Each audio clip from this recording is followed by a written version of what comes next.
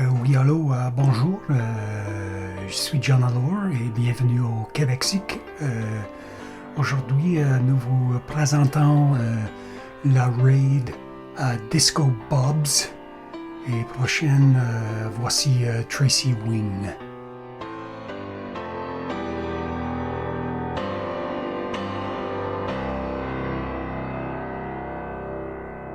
Bonjour, hi, je suis Tracy Wing pour Québec-Sic, écrit et recherché par John Allard.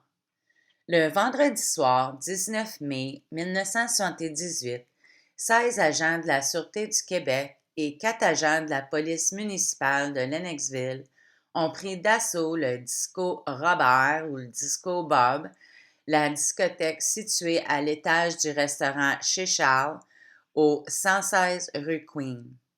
22 mineurs ont été arrêtés et amenés dans un fourgon de police, bien que le quartier général de la police locale soit situé à quelques pas de la discothèque. La police voulait montrer les adolescents menottés et amenés devant la foule.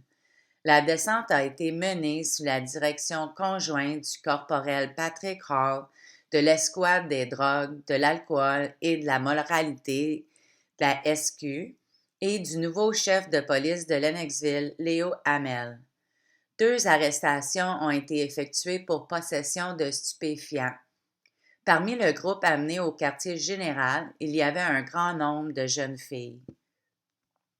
Des adolescents enragés de 14 à 16 ans étaient assis nerveusement dans la cellule de dégrisement de la ville, attendant que leurs parents arrivent et les raccompagnent chez eux, avant d'attendre à nouveau, encore nerveusement, leur journée au tribunal pour mineurs. La descente a été déclenchée à la suite de plaintes déposées par des parents locaux qui étaient dégoûtés par la discothèque et le nombre de jeunes qu'elle attirait. Yvon Charlie Charland avait été averti à plusieurs reprises de la présence de mineurs dans son établissement.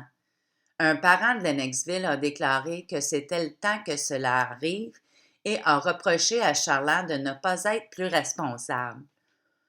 Charland risquait un certain nombre d'accusations allant d'amende à une suspension de sa licence. Rien de ça ne s'est produit. Cette descente était la première opération à grande échelle de la brigade des stupéfiants à l'annexe et ce sera la dernière avant un certain temps. Au moment de la descente de Disco Bob, Léo Hamel était chef de police de Lennoxville depuis seulement 3 ans. Cet agent de police, avec 45 ans de carrière avec les forces policières, a déjà été chef de police dans les petits villages québécois d'Omerville et de Sawyerville. L'ancien chef, Casimir Cuisac, a été contraint de quitter ses fonctions le 14 juillet, le jour de la Saint-Valentin, après qu'une série d'agressions sexuelles sur le campus du Champlain College Lennox ait été accueillie par la bavure et l'indifférence de la police. Cuisac m'a un jour été décrit comme une pugnace, un ancien champion de boxe polonais.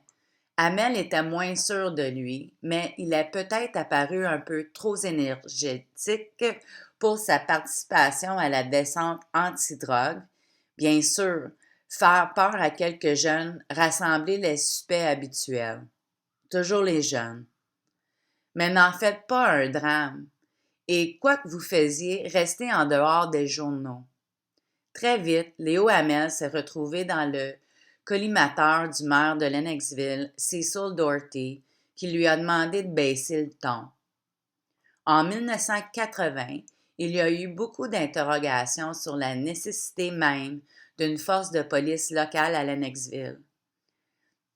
On en parle encore aujourd'hui. Les forces municipales ici au Québec ont été, je dirais, bien envahies par la SQ, puis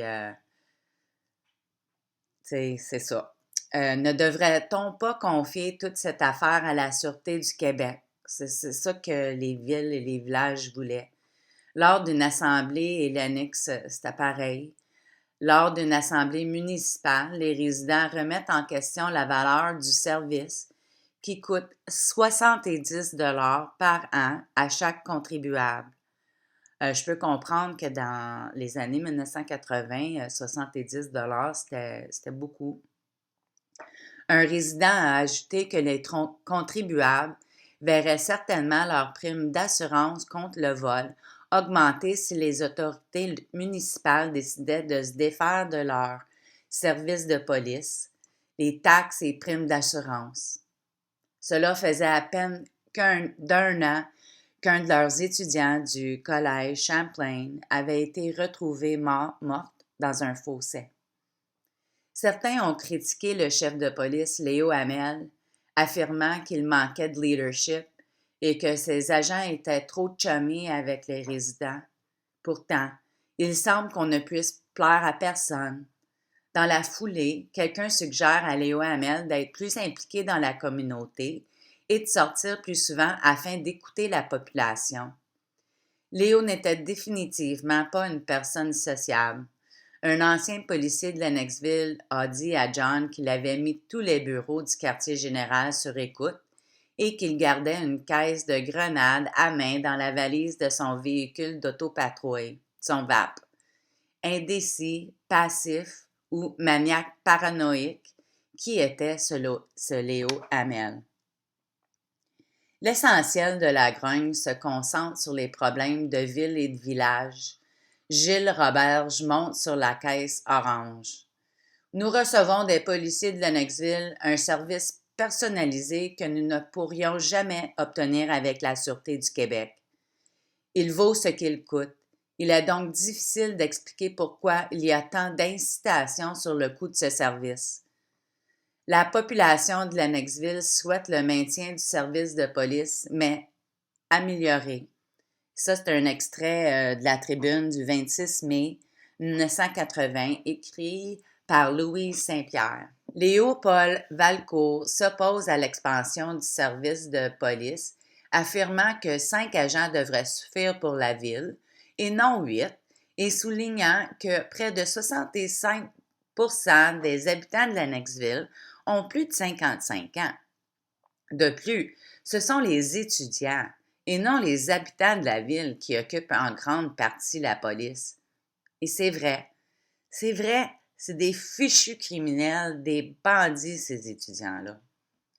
Le manuel de l'étudiant du Champlain College et de l'Université Bishops de 1978 conseillait aux étudiants de rester à l'écart du restaurant Charles, également situé sur la rue Queen, car il s'agissait des assiettes déshydratées et coûteux, tout en ajoutant que la discothèque chez Bob était le seul endroit où l'on peut danser hors du campus.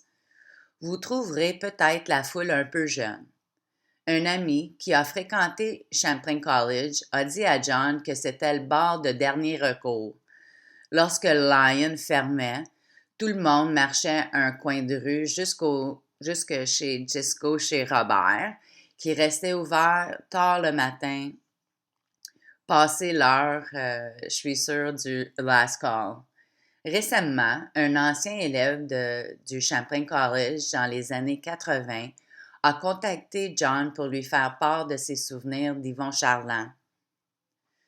Charlie était un homme plus âgé, habillé comme un Herb Tarlick canadien-français à la WKRP in Cincinnati, les cheveux gris coiffés en arrière, chaussures et ceintures concordant parfaitement.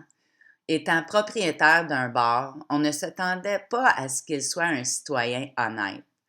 En 1988, son ami était joueur de football à Champlain College et a trouvé un emploi de bouncer chez Bob. Il est devenu barman. C'était un endroit assez rough et Charlie n'hésitait pas à aider le personnel à régler les conflits. Alors, ça veut dire qu'il aimait ça, les conflits. Quand il a déménagé à Montréal, Charlie lui a donné une machine à poker comme cadeau de départ. Il l'a toujours. Alors, quand John a entendu dire que Charlie était un mec assez louche, Il était intrigué, mais pas entièrement surpris. Juste une vibration, je suppose. La descente chez Disco Bob's n'était pas un événement isolé, mais faisait partie d'une série de 30 perquisitions effectuées dans des établissements commerciaux des cantons de l'Est. 8 municipalités de la région de l'Estrie faisaient partie de l'opération, à laquelle participaient des corps policiers municipaux, des agents de la Sûreté du Québec et des membres de la Gendarmerie royale du Canada, la GRC. Dans un communiqué, les autorités policières ont indiqué que l'opération visait à saisir les machines à sous, les machines à poker, et tout objet ayant ou pouvant servir à la perpétration d'un crime. Rappelons que Mario Vallière a déclaré à la Cour lors du procès de meurtre de Carole Fecteau que la drogue était poussée dans les établissements de divertissement, les machines à poker, les jeux d'hasard, les arcades. Le Disco Bob's avait une panoplie de jeux, donc des machines à poker et des jeux d'hasard. La tribune a deviné que les descentes de juin dans les palais des machines à poker ont précipité les meurtres de Carole Fecteau, Raymond Grimard et Manon Bergeron, et qu'ils étaient en fin de compte liés à la drogue et la prostitution juvénile. On peut s'interroger sur les étudiants du Champlain College qui ont mis en doute l'âge de la foule au Disco Bob's. Lorsque la tribune a présenté ses arguments ou cette analyse concernant le règlement de compte aux autorités policières, celles-ci ont préféré se taire et ne faire aucun commentaire. Avec la série de perquisitions effectuées au début du mois de juin, la police aura peut-être touché la corde sensible d'une sorte d'organisation locale, car rien ne laisse penser pour l'instant que tout cela a des racines venant de loin. Ça encore, c'est un extrait de la tribune du 8 juillet 1978 avec le titre « Indice d'un grand nettoyage dans un certain milieu louche ». Lui qui a dirigé la descente chez Bob est le corporel Patrick Hall de l'escouade des drogues, de l'alcool et de la moralité de la Sûreté du Québec. Rappelons que c'est le numéro de téléphone de Patrick Hall qui a été trouvé dans la poche de Raymond Grimard au dépotoir du chemin Asbury.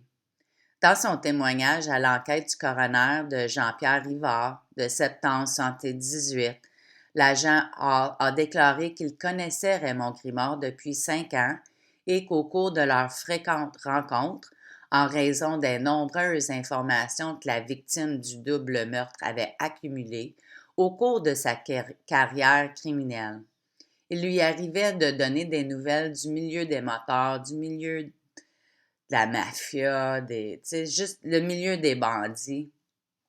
Il disait qu'il allait bien, mais ce qu'il faisait était correct, qu'il avait voulu raccrocher les gants. Il était tanné là, d'être le délateur pour la police, c'est ça. C'était une déclaration intéressante car Raymond Grimard n'avait pas l'air d'être le délateur de la police, que certains policiers avaient dépeint comme étant seulement un joueur mineur qui partageait à l'occasion des informations avec la police. Selon un parent de Raymond avec qui John a communiqué, Raymond a été tué parce qu'il voulait sortir du milieu et commencer une nouvelle vie. Alors qu'Yvon Charland dirigeait le restaurant chez Charles au rez-de-chaussée sur la rue Queen, son fils Robert Charland était responsable de l'établissement à l'étage, le chez Robert Disco Bar. Je tiens à souligner que Régis Lachance a entretenu une relation de plusieurs décennies avec Yvon Charland. Il a travaillé au restaurant de la rue Queen, alors qu'il s'agissait d'une franchise de Pat's Fried Chicken, tout au long de sa transition vers le Charles au début des années 70 et dans les années 80. Pendant un certain temps, Régis et son frère Jean-Claude ont également été propriétaires d'un restaurant appelé Claude Submarine au 1126 rue Belvedere, qui se trouvait, vous l'avez deviné, à un pâté de maison de la rue Short où Grimard et Bergeron ont été vus vivants pour la dernière fois. Sérieusement, Quelqu'un a-t-il mangé un sandwich au Club Submarine? Quelqu'un a-t-il déjà pris un repas déshydraté chez Charles? Nous savons ce qu'étaient ces endroits et pourquoi vous maintenez une entreprise en faillite. Le problème avec Luc Grégoire n'est pas seulement son âge. En 1977, il n'avait que 17 ans et donc trop jeune pour avoir commis le meurtre brutal de Louise Caméran. S'il avait été impliqué, il aurait plus que probablement été préparé et accompagné par un partenaire plus âgé. Le problème est qu'il n'aurait pas dû se trouver dans la région des Cantons de l'Est lorsque l'autre attaque a eu lieu en janvier 83. Vers 3 heures du matin, le mardi 18 janvier 1983, un étudiant de première année de l'université Bishop qui revenait d'une course au dépanneur Peretz a été attaqué dans le stationnement du Golden Lion Pub, à l'angle des rues Collège et Queen. Un homme d'environ 5 pieds 11 pouces, de corpulence légère et portant une barbe claire, a attrapé l'étudiante et a essayé de la traîner vers une voiture, donc le conducteur attendait près de la porte du passager ouverte.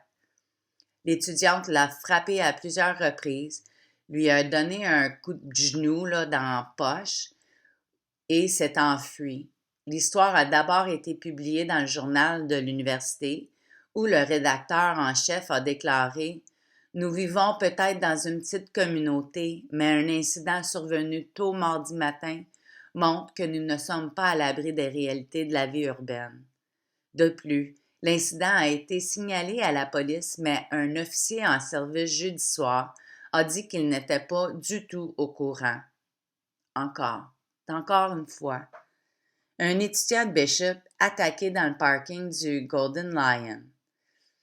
La femme a signalé l'incident à la police de Lennoxville qui a déclaré au moment de l'attaque qu'un portrait robot devrait être disponible sous peu. Le Golden Lion était un pâté de maison du Disco Bob's. Sur College et Queen est l'endroit où Teresa alors aurait fait de l'autostop le jour de sa disparition. Le début de la route 143 en s'en allant vers Compton. À 3 heures du matin, le 18 janvier 1983, Luc Grégoire n'aurait pas dû rôder dans l'ombre de Lennoxville. En novembre 82, il a obtenu une semi-liberté pour l'agression de Nicole Couture dans un stationnement en 1981. La libération conditionnelle totale n'est accordée à Grégoire que le 31 janvier 1983. Mais, hey, c'est le Québec-Sic, là. Est-ce que tout le monde respecte les règles? Quoi qu'il en soit, le 18 janvier 1983, un individu de petite taille a attaqué un étudiant de Bishops dans le stationnement du Lion. Était-ce Luc Grégoire et quelqu'un d'autre? Jean Charland et quelqu'un d'autre? Qui que ce soit, les véhicules occupés par de multiples agresseurs semblent avoir parcouru la région sans entrave au cours de 2 décennies distinctes. Une histoire de drogue. John a déjà écrit au sujet d'un article concernant sa sœur Teresa, paru dans le Journal de Montréal en décembre 1978. Disparition mystérieuse, une histoire de drogue? Même une personne ne parlant que l'anglais peut déchiffrer que cela signifie, mais la traduction spécifique peut être délicate. On peut l'interpréter comme disparition mystérieuse, une histoire de drogue, mais cela signifie probablement disparition mystérieuse, une histoire de drogue. Pendant les 5 mois et demi de sa disparition, c'est la seule fois où le Journal de Montréal a écrit sur l'affaire. Il n'y a pas eu d'article préliminaire en novembre 1978 à sa disparition, ni de suivi après cette seule publication, comme à la découverte de son corps. Le résultat a été immédiat. Les lecteurs ont reçu le message que si l'affaire était liée à la drogue, c'était une affaire personnelle, quelque chose qui devrait être résolu par la famille, rien qui nécessitait l'implication de la communauté. L'enquête sur les personnes disparues de Teresa s'est arrêtée là, le 20 décembre 1978. John s'est souvent demandé si l'article n'avait pas été inséré par la police pour discréditer la victime. On aime blâmer la victime. Sa jupe était trop courte. Elle aurait dû pas faire du pouce. Elle a déjà fumé du pot. Ce n'est certainement pas sans précédent. Il n'y avait pas de rédacteur attaché à l'article. Il a été écrit anonymement. Dans sa commission d'enquête sur les opérations policières au Québec des années 1980, Jean Keeble a cité qu'un journaliste du Journal de Montréal, Pierre Bouchard, était un collaborateur des services de police des années 70. L'article indique que le chef de police de Lennoxville, M. Léo Hamel, se demande si la disparition de Teresa, alors 19 ans, ne serait pas liée à la drogue. Et poursuit, M. Hamel a doublé ses efforts dans son enquête, ce qui l'a amené à chercher plus particulièrement dans le monde actuel de la drogue, très actif dans la région de Sherbrooke. Hamel a nié avoir donné cette interview, la qualifiant de pure fabrication. Certains, mais cela vient du type qui aurait mis ses propres agents sur écoute. Et si Hamel avait raison? Mieux encore, et si tout le monde savait qu'il avait raison, y compris la Sûreté du Québec, les réponses se trouvaient-elles dans le monde actuel de la drogue? Après la parution de l'article, Léo Hamel est devenu moins agressif. Il a été effectivement muselé, probablement par la SQ, Lennoxville et le maire Doherty. En février, le chef de la police poursuivrait des pistes bidons à Montréal, pas à Sherbrooke. Mais Léo Hamel a été le premier à déclarer publiquement qu'il pensait que c'était un meurtre, alors que d'autres ne le pensaient pas. Fugue ou meurtre, ce sont deux hypothèses plausibles. Je penche plutôt pour la seconde hypothèse, alors que certains de mes collègues croient plutôt à la première. Cité Léo Hamel dans La disparition mystérieuse, une histoire de drogue, écrit dans le Journal de Montréal le 20 décembre 1978.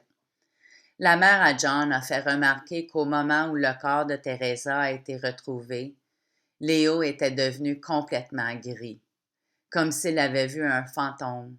En fin de compte, est-ce qu'on revient au point de départ? Pas une overdose de drogue, mais une histoire de drogue dans laquelle Teresa alors jouait le rôle de dommage collatéral? On va laisser John rouler. Avancé d'une décennie, une autre descente chez Bob's Disco Bar sur la rue Queen, destinée à tuer dans l'œuf la délinquance étudiante. Cette fois, une douzaine de jeunes sont arrêtés et amenés au poste de police, à la grande joie des 17 policiers impliqués. Ils font des heures supplémentaires. Cette fois, c'est le fils d'Yvon Charland, Bob Charland, qui est inculpé et se voit infliger des amendes et une suspension de permis. En 1989, Robert Charland est le propriétaire de chez Bob. Pour les Charland, vous pouviez être impliqué dans des affaires de drogue, de jeux illégaux, de vol et de vol qualifié, d'agression sexuelle, voire de meurtre, et la vie à Lennoxville continuait.